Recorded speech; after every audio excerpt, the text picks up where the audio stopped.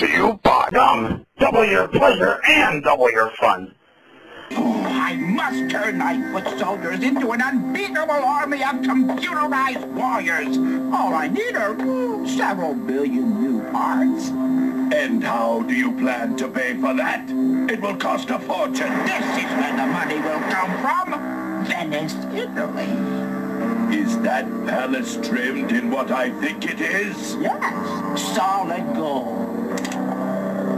And it's filled with art masterpieces worth a fortune. Did you say Venice? Isn't that where we last tracked the Ninja Turtles? Precisely. I plan to double my pleasure and double my fun. How?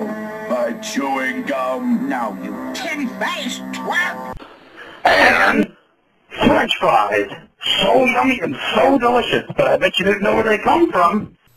And you two will accompany Shredder to Paris, and you'll take the resting cluster with you. Oh boy, Paris! Isn't that where all that plaster comes from? No, you fool. It's where French fries come from. Now get in that portal.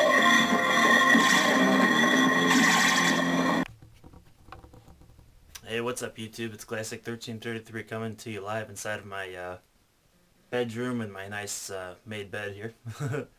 So, I'm coming to you live with a ECW review of tonight's show. Or would it be yesterday's show? Be yesterday's show because it's probably about 1 o'clock in the morning right now. So, kind of sorry for a delayed absence of wrestling videos. I've been doing my Pennsylvania Bowling Association ones lately. PBA equals Pennsylvania Bowling Association. Because those are hilarious. But haven't done wrestling ones in a little bit, so kind of try to get back into the swing of things here with doing an ECW review. So let's jump right into it, and then I'll do my usual goofy stuff, and we'll see what happens as the show progresses. So, yeah, it's not progressive like that insurance commercial with that weird chick or whatever. It's just progressive as a show. And today's show is brought to you by CM Punk's famous drink Pepsi. You know, because he doesn't drink because he's straight edge. So, alright, let's jump into the show. Jump on it. Jump on it. Yeah. So we start the show with Yoshi Tatsu versus William Regal one-on-one. It was a pretty good matchup, I thought. I thought Regal looked pretty good in the matchup. He had some nice suplexes. He had his T-bone suplex, or exploder suplex as they call it. And then he busted out a double underhook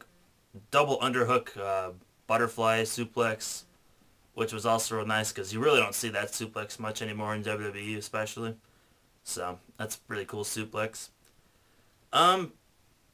Let's see, Tatsu won the matchup with his CM Punk kick to the back of the head on Regal. You know, got 3 count. I don't know if I'm so big on Yoshi Tatsu, like, he's a newcomer and stuff. He's okay in the ring, but I don't really like his finishing move.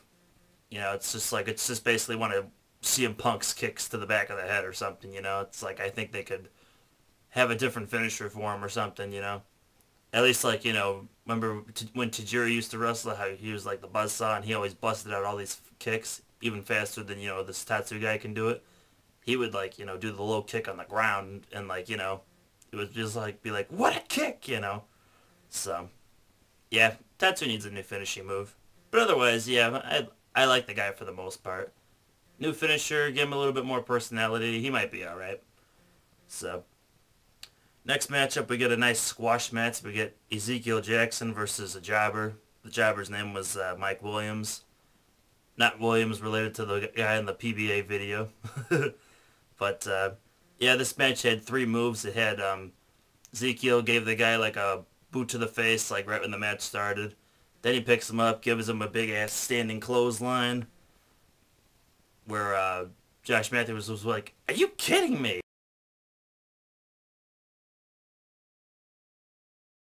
You know, nope, not kidding you. He took his head off with a clothesline.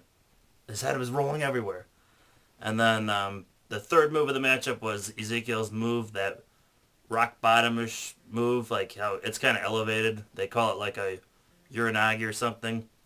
I don't know what they're going to call the finishing move, but here was a cool move I called it. You know the phrase, Seek and you shall find. Well, they should call it Zeke and you shall find. So, or they could just call it Seek and you'll find your ass on the mat or something. So, whatever they want to call it is all good. So Zeke wins the matchup. That is something I already knew.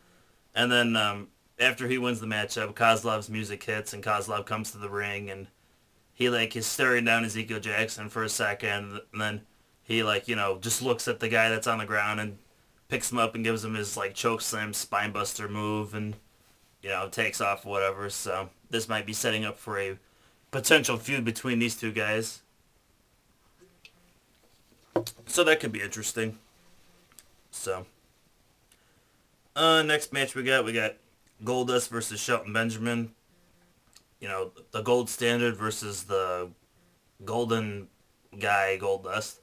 You know, if one of them was a champion, the gold could have been on the line. Yep, nice joke. So this match was, it was pretty good, I thought. Back and forth.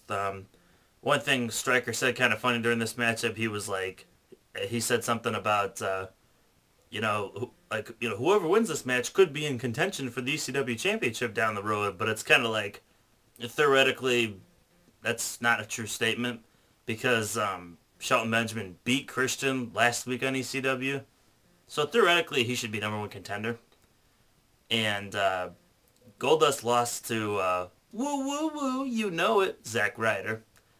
So, and speaking of Zack Ryder, he wasn't on the show this week. He wasn't on the show this week. Why not, you know? So, but anyway, so yeah, Zack Ryder beat Goldust last week and Shelton Benjamin beat Christian, so Goldust technically really doesn't have a chance of being #1 contender. Benjamin does.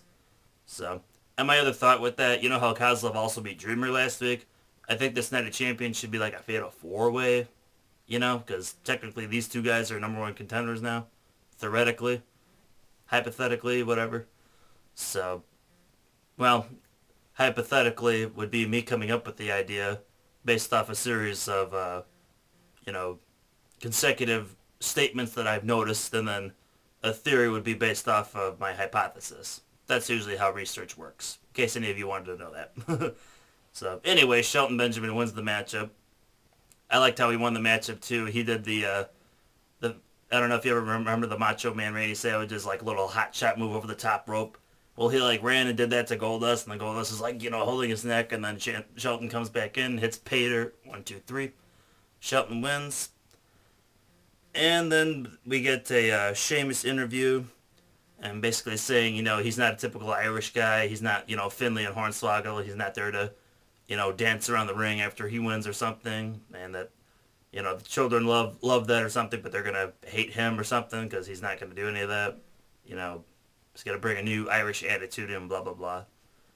So, my personal thoughts on Sheamus, like, I don't really have, like, any, like, a grudge against him or anything. Like, you know, I guess like, his Irish gimmick is kind of okay, but I think lately they've been having him be like, I'm going to dominate ECW, and it's like, it's so overdone. You know, they have Kozlov, I'm going to win, you know, destroy competition, and then they have Ezekiel Jackson, you know, wanting to dominate. Oh, by the way, with Jackson, if you listen to his theme music, it's the Brawl for All theme, but it has, like, him, you know, talking about domination and some rap in there. So it's a cool theme song. But yeah, like, ECW, though, basically has, like, too many guys that are like, I'm going to dominate, you know? That doesn't make sense. So, yeah, they just need to find something different for him. Yeah, I guess with Finley's, my name is Finley and I love to fight, because he's Irish or something, like, that's cool. So, they need to just have him do something different. So, but I do like Sheamus' finisher. He does, like, a Roderick Strong backbreaker type move, so it's pretty cool.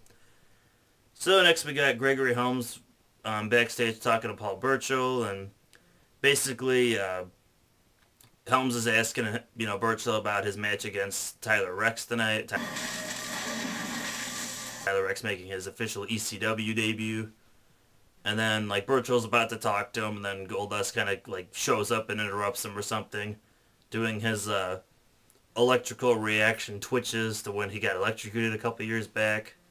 And I kind of wish they would drop that whole storyline of that happening, because it's kind of dumb.